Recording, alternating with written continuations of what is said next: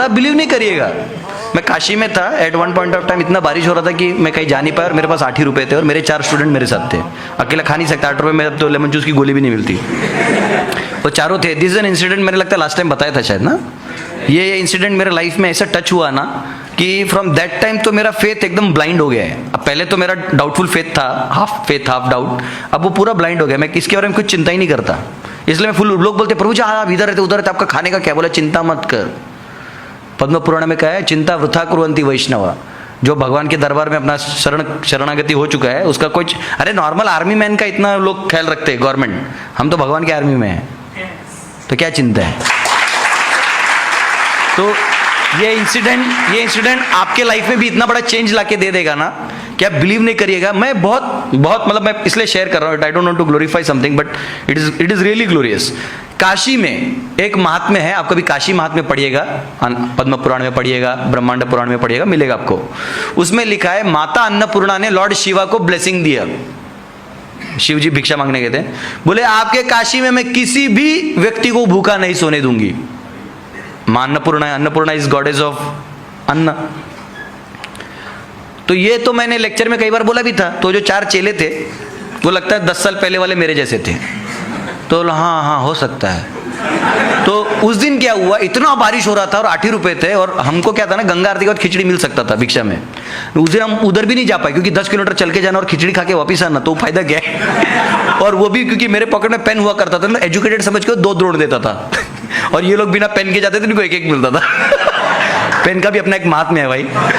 तो वहां गया और जब मैं तो वहां खाना नहीं खाया, रात को 11:30 हो गया, पूरा पेट खाली। तो मैं बोला ठीक है ना, निर्जला जैसा हो गया, जल तो पी लिया था लेकिन खाना नहीं मिला था।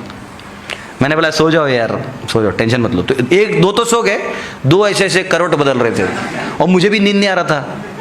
तो अब 11:30 हो गया और एक बोला प्रभु जी आई हैव वन डाउट। मैं बोला तू नक्की इंजीनियर है, तेरा जिंदगी डाउटफुल है, मतलब तू इंजीनियरिंग कर गया है, लैम्बडा थीटा में तेरी जिंदगी गुजर गई। वो आया, इंजीनियर लोग ऑफेंड मत होना, मैं भी गलती से 4 साल बर्बाद किया हूं, लेकिन यही सत्य है। तो उसमें भी मैकेनिकल इंजीनियरिंग बोले तो बेचारा सच में ब्रह्मचारी जीवन जीता है वो। सिविल इंजीनियर बोले तो बेगर्स के लाइन में रहते हैं, वो हमेशा रोड पे ही रहते हो। बोलने की बात है, डोंट गेट ऑफेंडेड, नहीं तो कल मिनिस्ट्री से फोन आएगा। हेलो। तो यहाँ पे हम लोग 11:30 तक भूखे थे। मैं बोला सुनो सो जाओ। तो एक बोला प्रभु जी आई हैव वन डाउट। बोला क्या?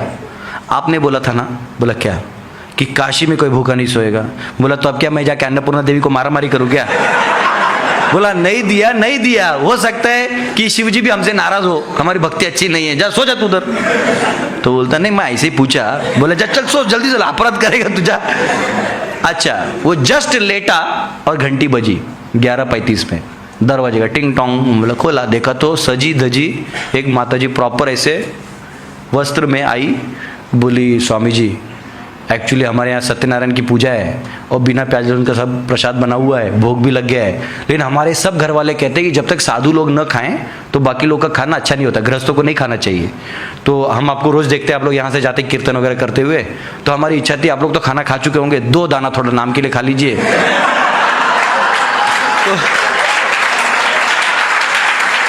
तो मैंने बोला माता जी एक काम करिए, आप 5-6 प्लेट बना के रखिए क्योंकि हम लोग 2 दाना नहीं 2-3 दिन का दाना पानी खा के जाएंगे। और उसको उठाया, वो रोने लग गया। वो बोलता प्रभु जी सॉरी मैंने कैसे बोल दिया। बोले तू बोला और अन्नपूर्णा देवी आ गई। बोले आप उसका पाव देख जब चरण चिन्ह मत देखने तो जूते से बाहर खाना पड़ेगा। चल अब चुपचाप जाके मस्त पेट भर के खाए, आओ पूरा पेट दबा के सोए, उठे भी नहीं मंगल आरती। बोला छोड़ो, अन्नपूर्णा देवी के। तो फेथ है क्या? हमें फेथ रखना चाहिए, बात समझिए।